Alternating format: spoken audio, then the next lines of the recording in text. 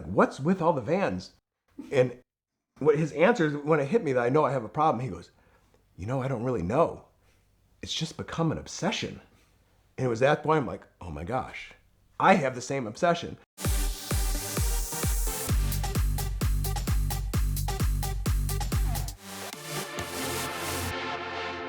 On today's episode of VINwiki, I'm going to tell you about my Duramax van problem.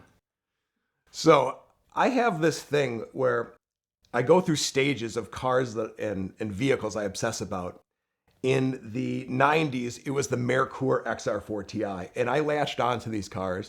And at one time, I owned 9 of them. I can't control myself. Like I just have to rescue them. Like, they're obscure. I don't know what my problem is. I did it with Mitsubishi Eclipses and Galants. But my latest problem is the Duramax diesel van that they made from 2006 to 2016. And somehow, by accident, I currently have 7. So my diesel van obsession started with my very first van.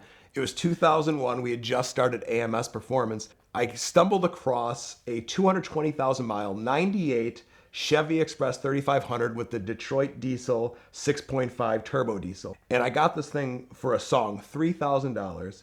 I put over 200,000 miles on it, and it was an absolute rock star. It was great for towing.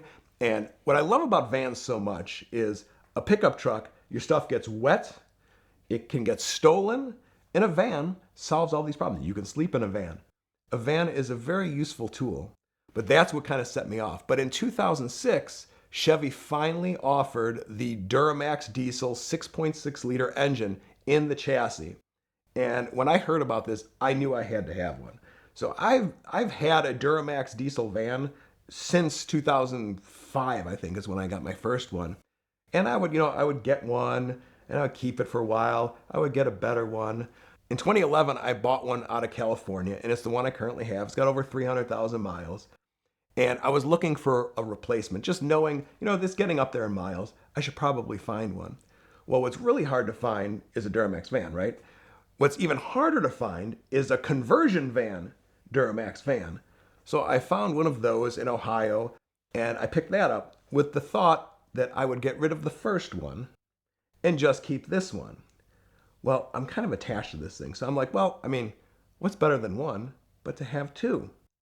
And then I came up with this idea, and I told the story on VINwiki about how I wanted to buy an ambulance. So that was number 3. So I bought a 2009 Chevy Express 3500 with the Duramax engine, ambulance. Rob Pitts Diesel put a motor in it for me. And so now I had 3. And it was at that point I'm like, okay, like something has to go. And when something has to go, and I tell my friends about that, that means usually one thing. There's going to be a 4th. So I'm always looking on Auto Trader for these things, and it's like I said, it's become an obsession. And I found the holy grail. In 2011, they offered the 6-speed automatic behind this engine, and I found a high-top Explorer conversion van. So I'm like, okay, well, I got to have this because, it's the only one. This is rarer than a Ferrari Monza SP2. This is some holy grail stuff. So that was number 4. And it was at that point, I'm like, okay, for sure, gotta go. But I can't get off Facebook Marketplace. So then I found number 5. On Facebook Marketplace, poorly listed. So I can't resist but to call just to find out more. Find out stored indoors, rust-free. That's the other problem with these vans is they rust. So you find a rust-free one, you gotta buy it, right? So that became number 5. I'm like, okay, something really has to go now. So you know what's gonna happen, right? You find the next holy grail. I find a 2016, last model year, 6-speed automatic, sliding side door, very hard to find. You gotta buy that. So now I have 6. Now this is becoming a real problem, but 52 motors. I've got a car dealership now. I'm kind of in the business, so it's kind of making sense. So that, I'm on Facebook Marketplace looking for a bumper for one. And what do I find locally? Oh my gosh, another 2016 with the Duramax. So the only thing better than a bumper for a van is if it comes with an actual van. So next thing you know, somehow I have 7. And now I know I have a real problem. But the last guy I bought the van from, I was talking to him about these vans, and he has 9 of them. And so I'm asking him, like, I have any room to talk. I said, like, what's with all the vans? And what his answer is, when it hit me that I know I have a problem, he goes, I don't really know. It's just become an obsession. And it was at that point I'm like, oh my gosh, I have the same obsession. And of course now we're like best buddies, right? And this is something I do with people on Facebook Marketplace, people I buy cars from. Like, I become lifelong friends. Next thing you know, I'm finding vans for him just so I don't buy them. So this has become a real problem. But I did sell one of them. So I am down to 6. So I think I've solved the problem. What I like about vans in general, especially Duramax vans, is how versatile they are. I take my family on vacation. They're actually very fuel efficient. Like, I have one van where I actually tried it in Iowa. I set the cruise control at 80 miles an hour across the whole state to get a good sample of mileage. 300 something miles, 22 miles per gallon. Now, this one is tuned and deleted, so it's got that advantage there, but they're surprisingly efficient. You can sleep in it, you can tow with it. Very versatile van, and I don't understand why they stopped making them, and also why I don't understand they stopped making the diesel Excursion, why they never made a diesel Suburban. Why are they always pickup trucks? To me, a pickup truck is not very useful for my lifestyle. I think really the ultimate holy grail of Duramax diesel vans recently came up for sale. It was a 2016 last model year Quigley 4x4. They didn't come 4x4. There's a place that outfits them, 4-wheel drive. High top, long wheelbase conversion van. This thing had like 15 or 16,000 miles. And it actually sold for over $100,000. These vans, because they just don't exist anymore, they're actually going up in value to the point where they're selling for more than they did 10 plus years ago. As far as Duramax vans go, I think I'm at 12 or 13 that I've owned. Currently sitting at 6 now that I recently cut the umbilical cord on one. But vans in general, oh gosh, the sky's the limit. I think right now I own probably 12 or 13 vans in general. From shop vans to my personal vans.